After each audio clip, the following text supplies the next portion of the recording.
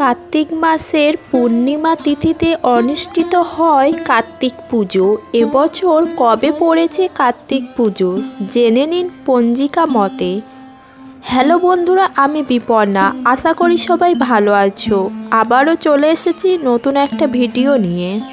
ভারতীয় পুরাণের কার্তিক বা কার্তিকেয় একটি বিশেষ স্থান অধিকার করে আছেন। যুদ্ধের দেবতা দেব সেনাপতি এবং শিব পার্বতীর পুত্র কার্তিক পৌরাণিক দেবতাদের অন্যতম।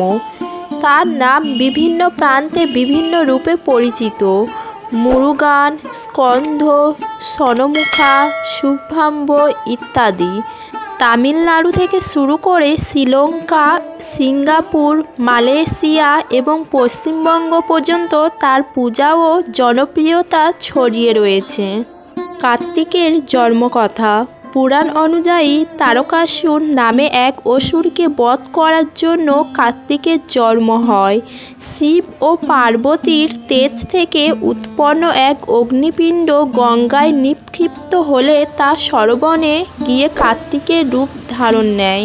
কীর্তিকাগণ তাকে লালন পালন করেন, তাই তার নাম রাখা হয় কার্তিক। এবছর কার্তিক পুজো কবে পড়েছে?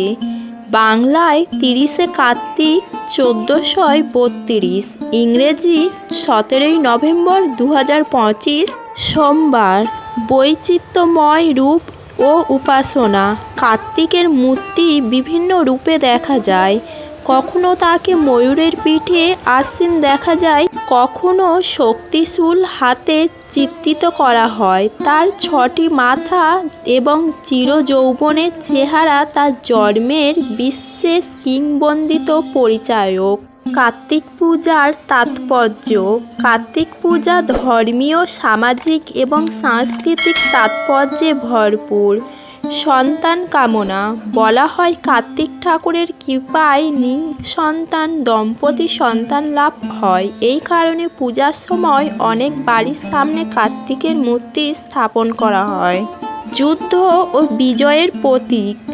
কার্তিক দেবতা শত্রুদের বধ করে শান্তি প্রতিষ্ঠা করেছিলেন, তাই তাকে পূজা করার মাধ্যমে মানুষ তার সাহসিকতা ও শক্তিকে সম্মান জানায়। কৃষিভিত্তিক উৎসব। কার্তিক মাস কৃষির সঙ্গে গভীরভাবে যুক্ত। নতুন ফসল কাটা ও কৃষিকাজে উন্নতি কামনায় এই পূজা করা হয়। কার্তিক পুজোর রীতিনীতি।